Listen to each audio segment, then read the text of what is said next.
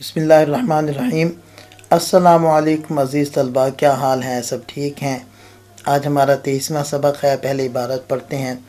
وَقَدْ لَا يَكُونُ مَا بَعْدَهَا دَاخِلًا فِي مَا قَبْلَهَا إِن لَمْ يَكُنْ مَا بَعْدَهَا مِنْ جِنْسِ مَا قَبْلَهَا نَحْوُ قَوْلِهِ تَعَالَى ثُمَّ أَتِمُّوا الصِّيَامَ إِلَى اللَّيْلِ۔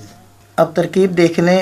وہ عاطفہ، قد حرف تقلیل، لا یکون فعل ناقص، ما موصول، بعدها مرکب اضافی، یہ محذوف کا ظرف بن کر صلہ بن جائے گا، موصول صلہ لا یکون کا اسم، اور داخلاً صیغہ اسم فاعل ہے، فی حرف جر، ما موصولہ، قبلہ مرکب اضافی، محذوف کا ظرف بن کر یہ بن جائے گا ما کا صلہ، موصول صلہ فی کے ذریعے سے مجرور ہو کر داخلاً کے متعلق ہو کر یہ بن جائے گا لا یکون کی خبر۔ فعل ناقص اپنی اسم و خبر سے مل کر یہ جملہ فعلیہ ناقصہ بن کر بن جائے گا جزائے مقدم، اور ان حرف شرط لم یکن فعل ناقص، ما اسم موصول، بعدہا اس کا صلہ، موصول صلہ مل کر لم یکن کا اسم بن جائے گا، اور من حرف جر، جنسی مضاف، ما موصول اور قبلہا صلہ، موصول صلہ مل کر جنس کا مضاف الیہ ہو کر من کے ذریعے مجرور ہو کر محذوف کے متعلق ہو کر یہ لم یکن فعل ناقص کی خبر بن کر یہ جملہ فعلیہ ناقصہ ہو کر ان کے ذریعے سے شرط مؤخر ہو جائے گا، یہ جملہ شرطیہ جزائیہ ہو جائے گا۔ نحو مضاف، قول مضاف الیہ، مضاف ہو ضمیر ذوالحال، تعالی حال، حاض الحال مل کر قول کا مضاف الیہ ہو کر یہ اصطلاحی قول بن جائے گا۔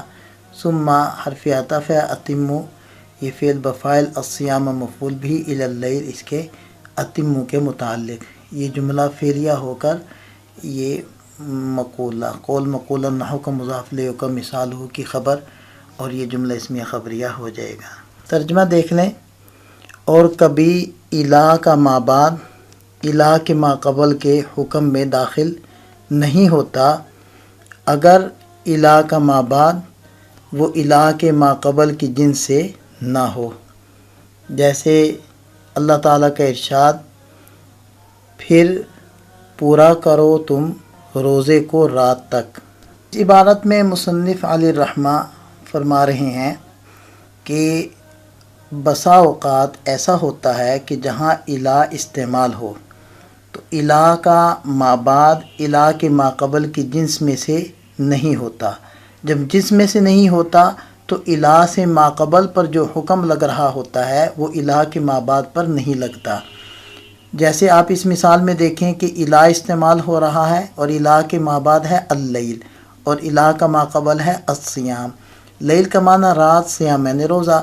اب دیکھیں الی کا ما بعد یعنی لیل، وہ الی کے ما قبل الصیام کے ساتھ جنس کے اعتبار سے کوئی تعلق نہیں رکھتی، کیونکہ لیل کا مفہوم اور ہے، صیام کا مفہوم اور ہے۔